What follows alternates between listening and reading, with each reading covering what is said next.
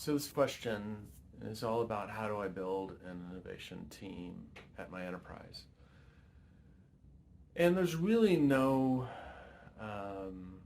amount of people, there's kind of no formula that works exactly for everyone. What you want to have is you want to have the ability to gather up innovation, however that might be.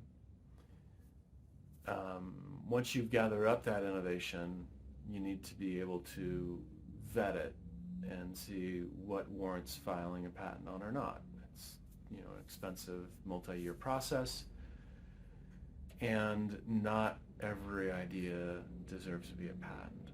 So many companies will have some sort of innovation program, right? A suggestion box is an innovation program in a way. But a lot of those suggestions may not be something appropriate for the patent system. Put solar panels on the roof. Perhaps it makes sense, but nonetheless, that's not something that you would file a patent on. So it tends to be in the parts of the enterprise that have engineers and scientists and software developers. Those are the sorts of folks that typically are involved in developing patents. So really on the product side. Sometimes it can even be a marketing executive that's very familiar with the space. But those are the sorts of people that you want to engage to be able to gather up patents, or do patent mining, sometimes is what it's called, patent mining. And that's where folks can present their innovation. And typically they're going to have a little bit of knowledge of what qualifies or not. You might have some internal training on what kinds of things to look for.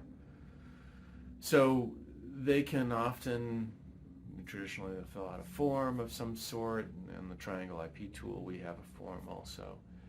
And then within the enterprise, sometimes if it's a larger enterprise and they're very formal, they'll have a patent committee, and the patent committee will go and look through those ideas and figure out which ones perhaps need more information or not quite ready, and those that are ready and warrant filing a patent on. So they might give it some sort of value. Or I've seen very complex ways to rate different ideas to decide which ones you would file patents upon. And then once you get to the point where you're filing some patents, counsel will track that. When you've given them a case and they file a patent on it, they have good docketing software. It's not very user-friendly, but nonetheless they can give you reports on what's been filed and deadlines, and there'll be emails going back and forth. And typically there you need some sort of staff support or somebody that's in charge of interacting with patent counsel, so that the little ministerial stuff that happens after you file a patent is taken care of. And that may be getting signatures on assignments or declarations. It may mean there could be a question with regard to some prior art and whether or not it's particularly relevant or not. There may be questions on, for example, should you convert a provisional, or should you file a given case and pursue overseas rights? Questions like that, and they're awfully often questions that you may not be very well equipped to answer. And that's where counsel can walk you through the costs associated with it, the time involved, and the likelihood of succeeding in that endeavor. Very quickly, a patent program can get very expensive. So what you might also do is have some sort of thinking on whether or not you want to prune cases from your portfolio. You might have an idea that's meeting particular resistance at the patent office. Maybe it's not a great idea. There's a lot of prior art in that area. Or it's just the expenses are getting out of hand. Maybe the technology is not strategic.